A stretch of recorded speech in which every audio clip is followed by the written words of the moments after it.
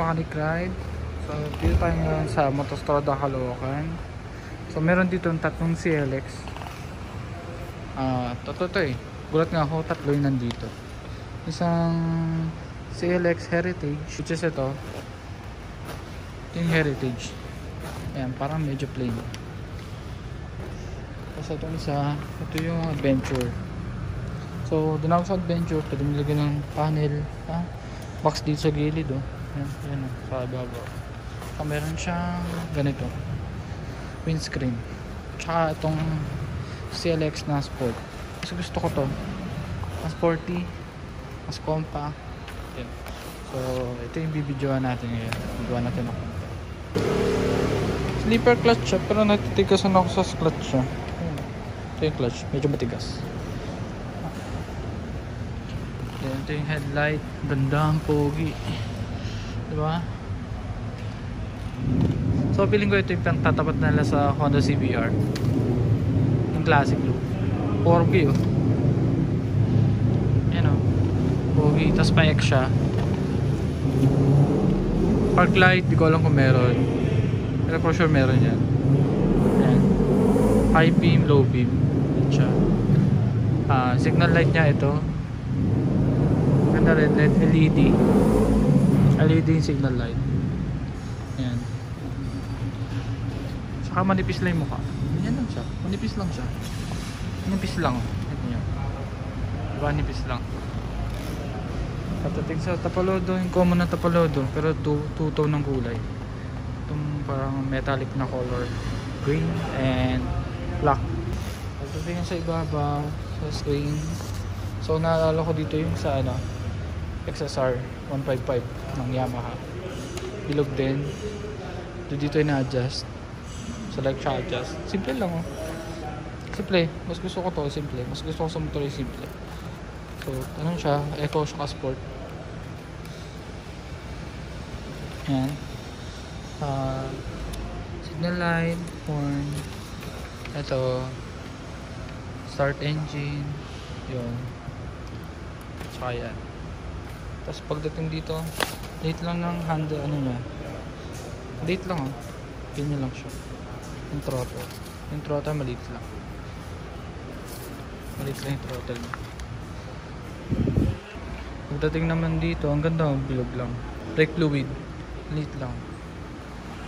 Conforma. Maliit lang, oh. Ang compact tignan nito. Maliit lang siya. Ang sexy. Ganda. Yan, so ito yung sa ignition. Dito siya sumususian. Sa tangke ito. Yan. So may nakasuwat. Experience more together. Ito metal. Pero bakal. Metal to. Then pagdating sa kaha, meron siyang CLX 700 na nakalagay. CLX 700. Ano na? Naka-emboss to. Hindi siya rubber, plastic yung emboss. Dito, air intake. Ganda.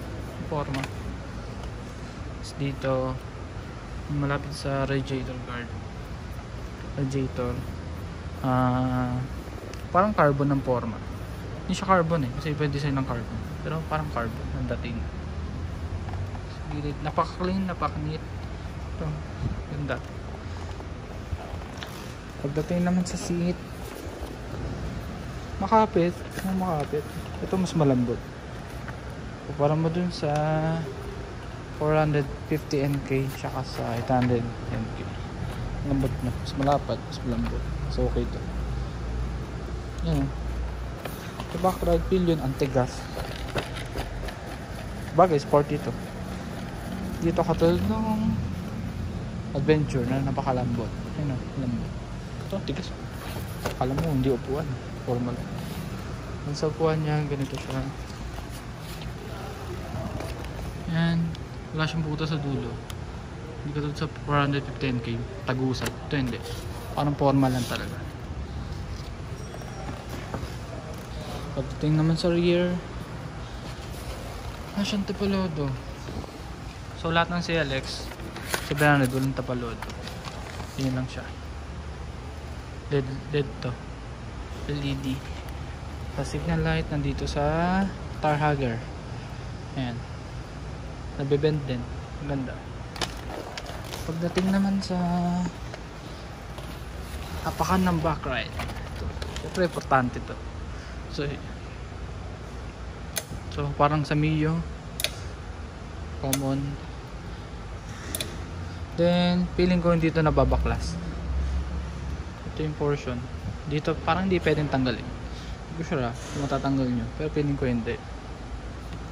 Pipe niya, gusto ko rin pipe niya. Ganda. Unique.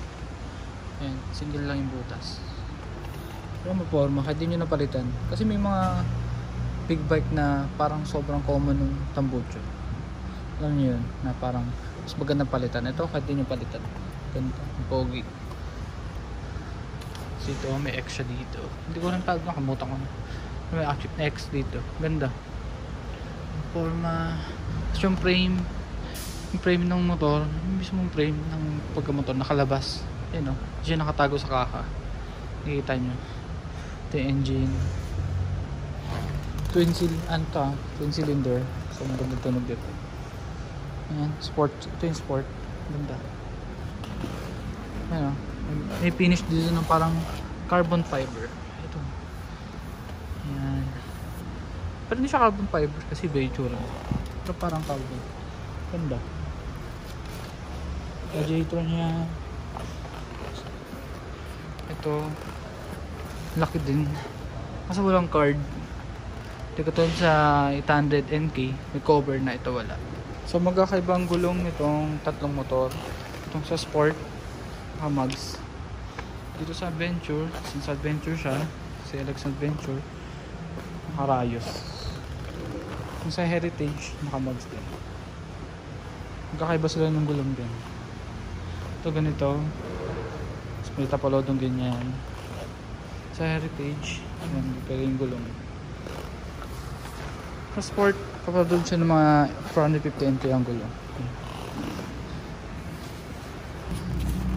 Tapos naka-Brembo siya na caliper, no?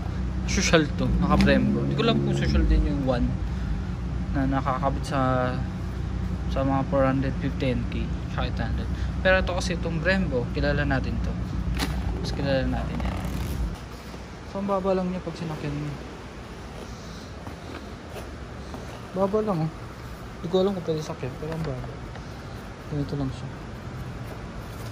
Hanggang bewang ko lang. Ang height ko 5'6".